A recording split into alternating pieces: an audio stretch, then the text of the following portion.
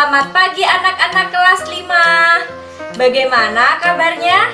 Semoga anak-anak dalam keadaan sehat dan siap untuk mengikuti pembelajaran hari ini.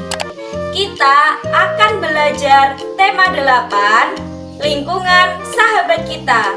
Subtema kedua, perubahan lingkungan. Pembelajaran ke-1.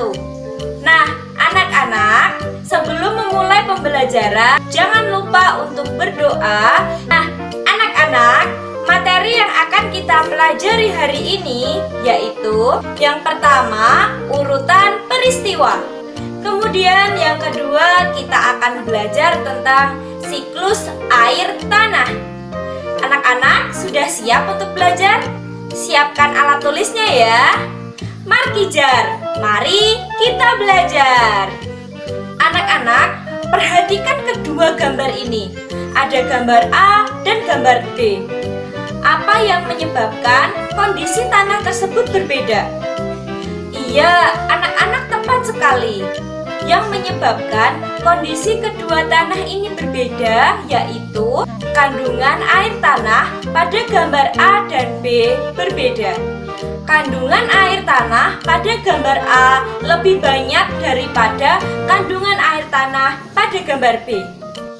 Sampai sini sudah paham anak-anak? Mari kita lanjutkan.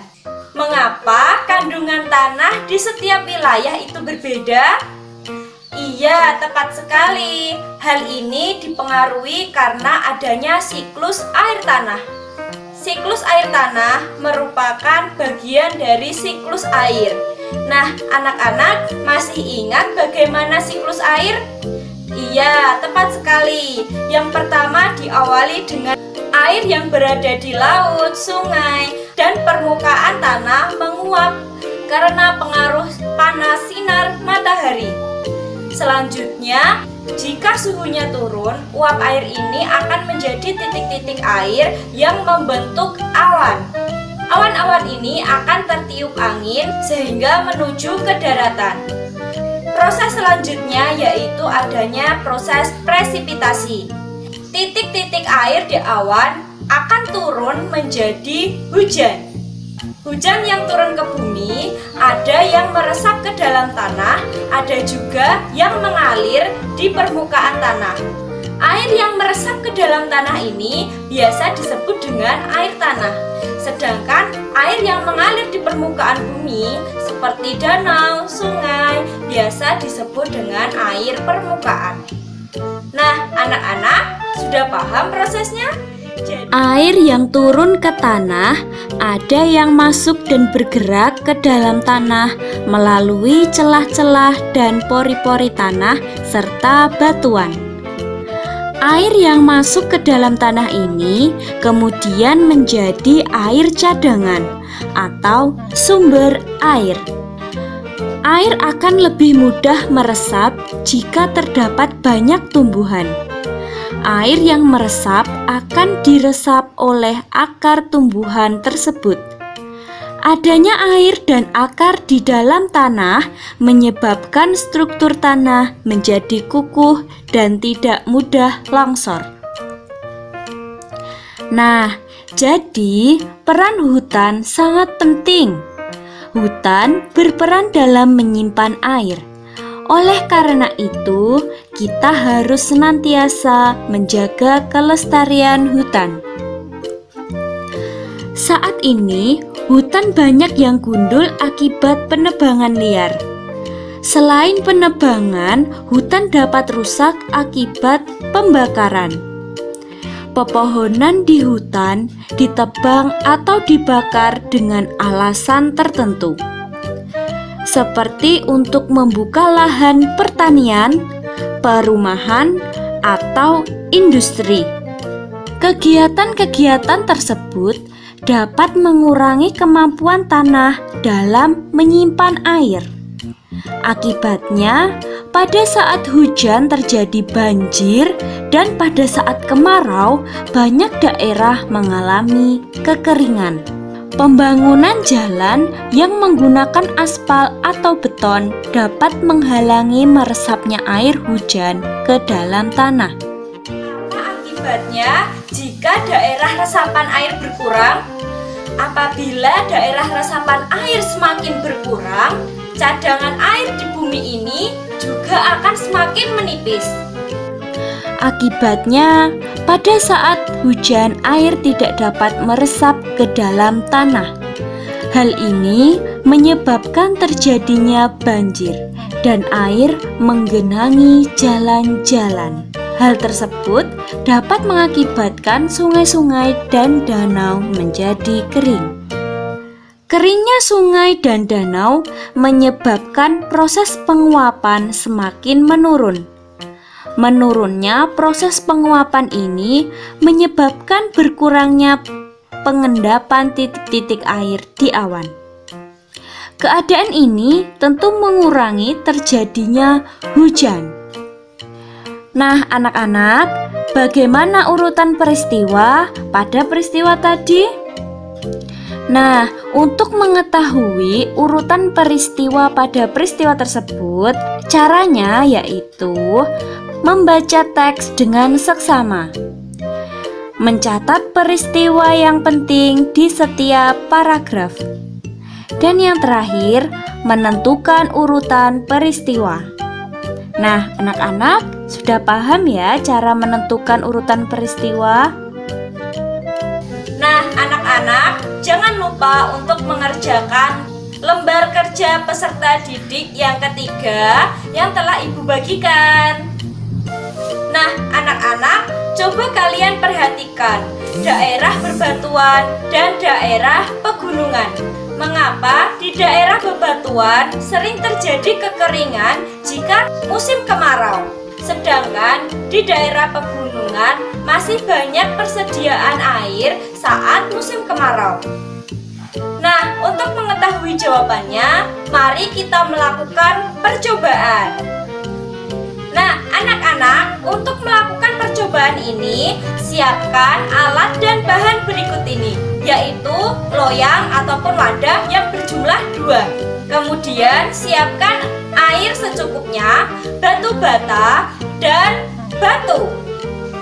Nah, anak-anak, mari kita mencoba.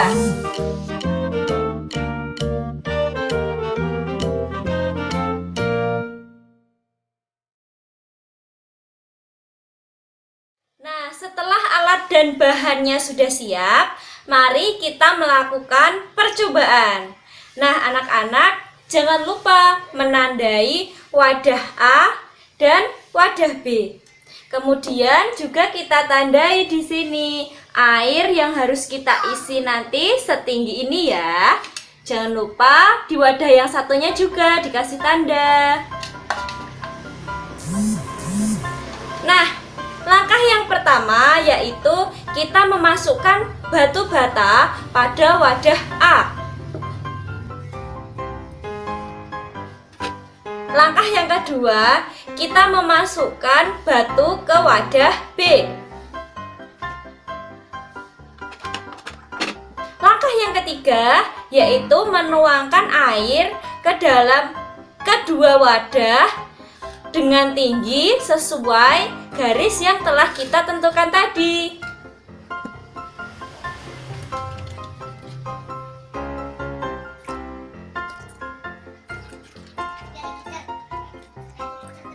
Nah, setelah keduanya diberi air, kita tunggu 30 menit sampai dengan 1 jam ya. Lalu kita amati bagaimana perubahannya.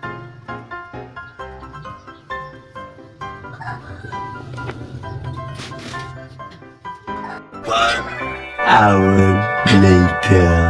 Nah, anak-anak, setelah kita tunggu beberapa saat, ternyata sudah terjadi perubahan pada permukaan air dari wadah A. Coba kita amati. Ternyata wadah A permukaan airnya menurun, sedangkan pada wadah B permukaan airnya tetap sama seperti tanda yang telah kita beri pada awal kegiatan tadi. Nah, anak-anak, batu bata terbuat dari tanah liat, sehingga batu bata dapat menyerap air. Kemudian, batu biasa tidak dapat menyerap air. Ini membuktikan bahwa daerah yang tanahnya gembur dapat menyimpan air lebih banyak daripada daerah yang tekstur tanahnya banyak bebatuannya. Sehingga pada saat musim kemarau, daerah yang memiliki tanah gembur dapat menyimpan air lebih banyak. Sehingga pada saat musim kemarau, di daerah pegunungan atau di daerah yang memiliki tanah gembur tidak kekurangan air. Sedangkan pada daerah yang tanahnya banyak memiliki batuan, saat musim kemarau akan terjadi kekeringan ataupun kekurangan air karena tidak dapat menyerap air ataupun menyimpan air. Nah, anak-anak sekarang sudah paham ya bagaimana Loyang manakah yang menunjukkan terbentuknya air tanah dan loyang manakah yang menunjukkan terbentuknya air permukaan? Iya, loyang A menunjukkan air tanah karena air meresap ke dalam batu bata. Sedangkan loyang B adalah air permukaan karena air tidak dapat meresap ke dalam bongkahan batu. Air tanah adalah air yang terdapat di dalam lapisan tanah atau batuan di bawah permukaan tanah. Misalnya, air hujan yang jatuh ke bumi dan masuk ke dalam tanah. Air permukaan adalah sumber air yang terdapat di permukaan tanah, seperti sungai, danau, waduk, bendungan, dan bangunan lain yang merupakan tampungan air hujan. Nah, anak-anak, bagaimana pembelajaran hari ini? Menyenangkan bukan? Hari ini kita telah belajar apa saja ya? Iya, kita telah belajar tentang urutan peristiwa. Kemudian kita juga telah belajar tentang siklus air tanah. Nah, anak-anak, semoga ilmu yang didapatkan bermanfaat dan anak-anak semakin rajin dan semangat untuk belajar. Sekian, salam semangat. Wassalamualaikum warahmatullahi wabarakatuh.